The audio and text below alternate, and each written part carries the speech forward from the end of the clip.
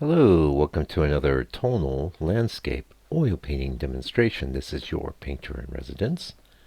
I'm Francis McCarthy, and the painting I'm bringing you today is called Woodland Path. It's a 7 by 14, and I finished it today, but I did the bulk of it, I don't know, last week before. I had to wait for it to dry, and that's one of the things we're going to talk about, because it's one of the rare occasions recently where I've had to put a painting up and do a second pass on it. And that's what we're going to talk about this video. So what we are doing right now, though, as you can see on screen, we're working on some hardboard. It's got a good 2 or 3 coats of house paint on it. It's been sanded in between coats, and then of course a nice final sand afterward. The board's been oiled out. 2 reasons there, so we can do a bit of erasing. As you can see, we're doing our drawing stage, and sometimes you really do want to get in there and erase. Having a little oil on the board will really help with that. The other reason is it gives you a true idea of what the color of the board is, since the sanding tends to really kind of lighten it, so you see this kind of whitish haze over the board, and that can be real distracting. Now, you could work around it, but I prefer to see the actual board color. Now, this sort of scene can be incredibly complex to paint.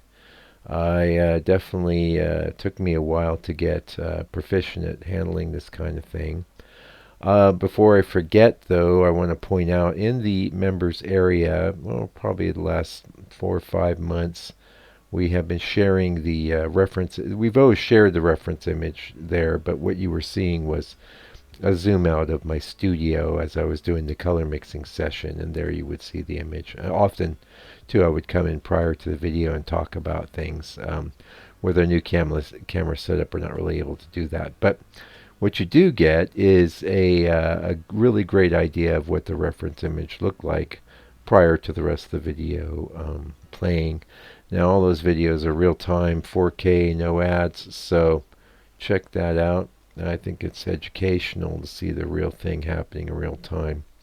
And definitely not 24/7 tips going there, but plenty of information is being imparted. So yeah, the complexity is a real thing. What I would say, and we've talked about that a bit recently, so I won't get too much into that, but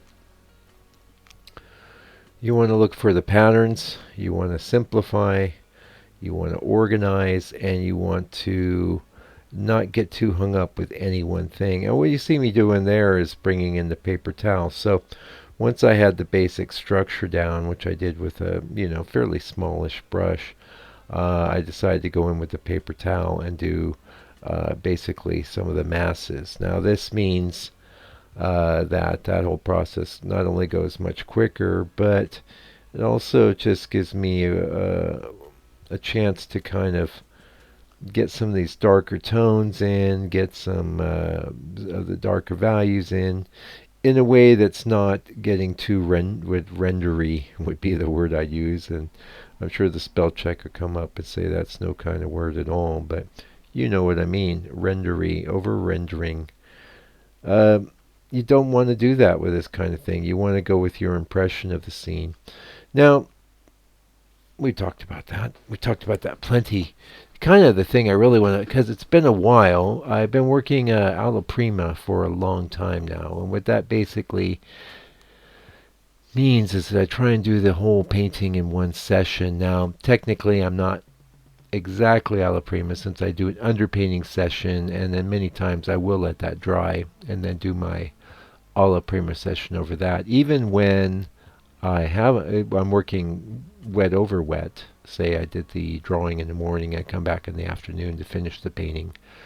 It doesn't really change that. It doesn't change things too much. Uh, the real point I'm trying to make is that color pass, I want to do everything there and then. Now for, oh gosh, the first maybe 4 or 5 years even of my painting career, it was just a given to me that I was going to do that first color pass and then come in and do let that dry, do a good coat of liquid, and then come in and do a second color pass. And the earlier we're talking, we could be in the third, fourth, fifth color pass even. You might go, well, what's wrong with that? That's how I like to work, Mike. Well, I'm going to tell you. I'm getting there. So we fast forward to the actually probably 2014, 15 is when I started getting really into video recording my work. And prior to that, of course, I would take some photos of the progress, but not to that's not the same at all. Having a real full-length video of your painting process can be real educational, because a lot of times what would happen to me is I would oh, did we miss the book? Buy the book, $60, international shipping's included. What would happen to me would be that I would be watching the videos and going, oh, no, the painting looks really good there, Mike, stop. But no, I did not stop. I kept going, you know. And I actually just felt a little tiny bit of that today.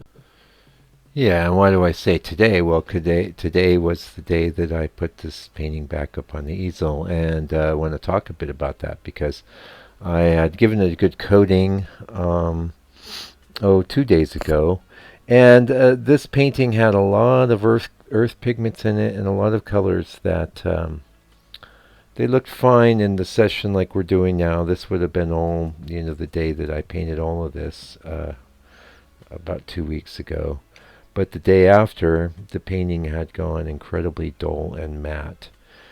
So I could have soldiered on, but it looks really terrible in the video. And it does give me a much harder time making decisions because I can't really judge the actual colors accurately. Which kind of ties in that oiling out thing I was talking about. One of the reasons I like to oil the board is so I can see its true color and I can make decisions based on reality instead of hypothetical ideas of what is.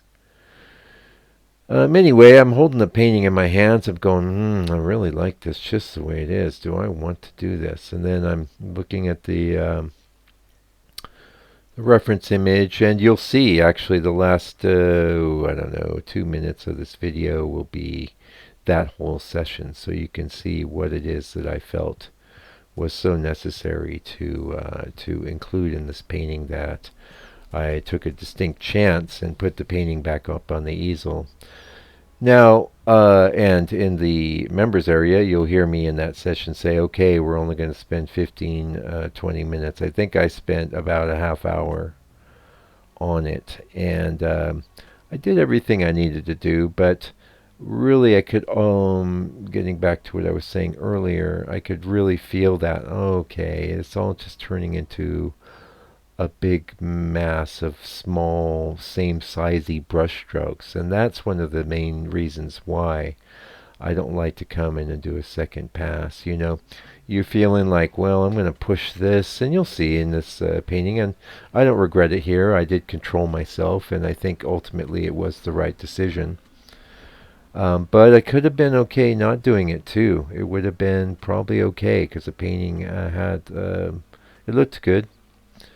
Most of the time these days I will just make the decision. Nah, it's fine. I'm not going to put it up on the easel and make that one. The kind of things I'm going to do is make certain areas a little brighter or more saturated. And again, the issue is that I'm going to be working with these small strokes over these areas that are already painted. There's a technique I use, and it's use a fairly small brush and do things offhand, and you'll see when we get to that point how it goes. Kind of wipe things off. Yeah, it's just best avoided now. I would rather have things fresh and all the prima. Although, like I said, here I'm not regretting what I did. Just pointing out to you that you too may find that if you work in a similar way, try it out. Do your drawings so you've got all your shapes and forms and a good idea of where your painting needs to go. Do that, and then when you do the painting, do it all in one pass. Now, There are times when I'm short on time, and what I might do there, in fact, I could have even done it here. I know I did it very recently, is say I know I've only got an hour or so to paint that day. I might just do the sky. Oh, in fact, two paintings ago, that would have been the case on the this last forest path painting we did, um, the vertical one. I did the sky. I came in the next day.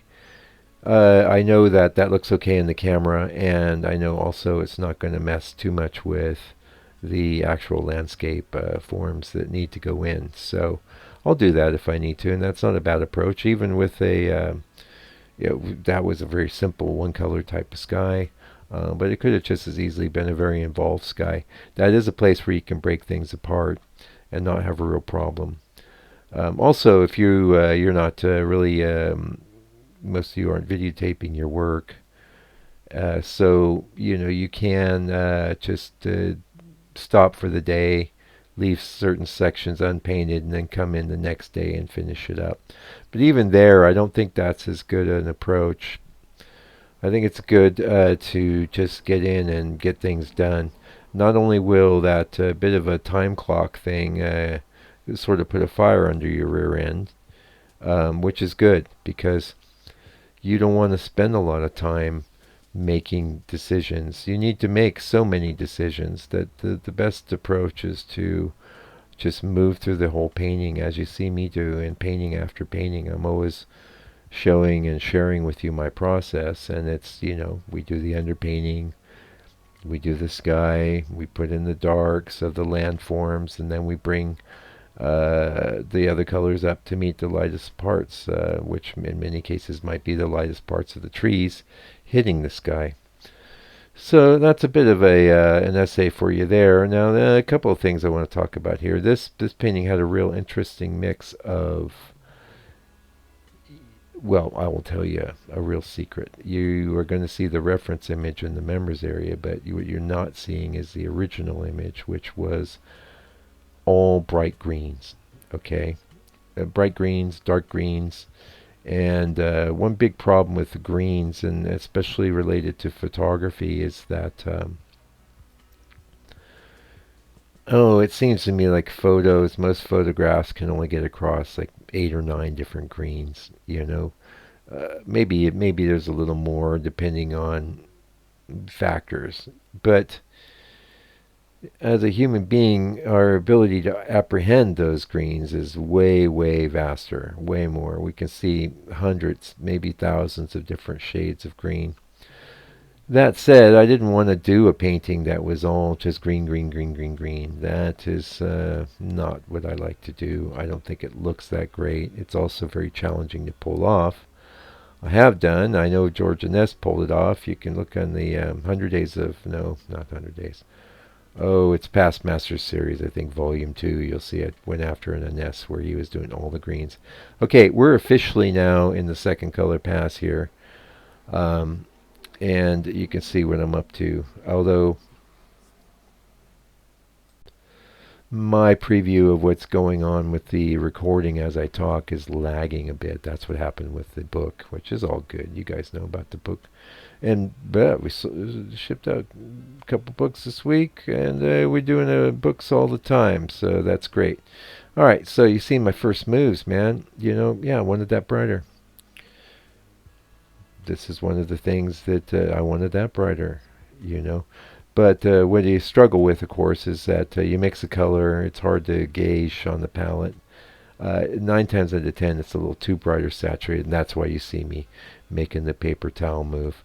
And this is a definite 100% strong reason for doing a coating with the liquid in between a first and the second color pass, because once you make a mark, even with the liquid painting, it's very hard to erase off if it isn't the right mark or if it's too strong.